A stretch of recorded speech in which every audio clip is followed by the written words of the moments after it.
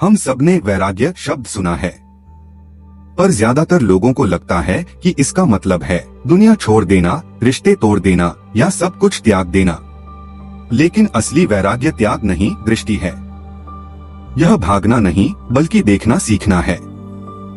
जैसे कमल का फूल पानी में रहकर भी भीगता नहीं, वैसे ही जो व्यक्ति संसार में रहकर भी भीतर से स्वतंत्र है, वही वास्तव में वैराग्यवान है। आज वैराग्य को हम अक्सर एक संन्यास के रूप में देखते हैं, जैसे ये कोई जीवन छोड़ देने की प्रक्रिया हो। पर सच ये है, वैराग्य बाहरी नहीं, आंतरिक अवस्था है। यह दुनिया से नहीं, मोह से दूरी है।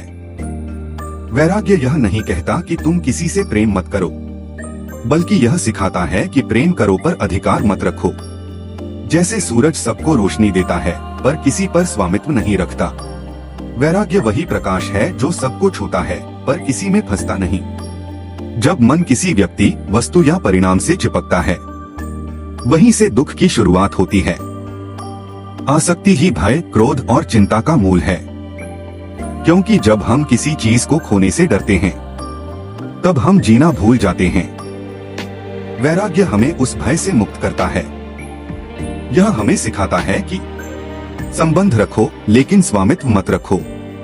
यह भागना नहीं है, यह तो सच्चा संबंध है, जहाँ प्रेम है पर निर्भरता नहीं, जहाँ अपनापन है पर बंधन नहीं।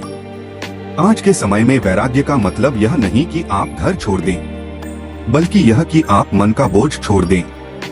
वैराग्य को जीवन में ऐसे उतारा जा सकता है, जब आप किसी परिणाम को नियंत्रण से नहीं, निष्ठा से करते हैं, वही वैराग्य है। जब आप किसी व्यक्ति से प्रेम करते हैं पर उसकी उपस्थिति पर निर्भर नहीं रहते, वही वैराग्य है। जब आप हार जीत दोनों को संभाव से स्वीकारते हैं, वही वैराग्य है। वैराग्य का मतलब यह नहीं कि आपके भीतर भावनाएं न हो, बल्कि यह कि भावनाएं आपको चलाए नहीं। वैराग्य भावनाओं की कमी नहीं, यह भावनाओं की परिपक्वता है। वैराग्य का अर्थ है संसार से भागना नहीं, बल्कि संसार को भीतर से देखना सीखना। जब आप अपने मन की पकड़ ढीली करते हैं, तो जीवन अपने आप सहज हो जाता है।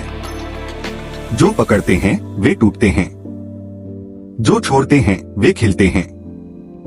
वैराग्य बांटने से नहीं घटता, बल्कि बढ़ता है।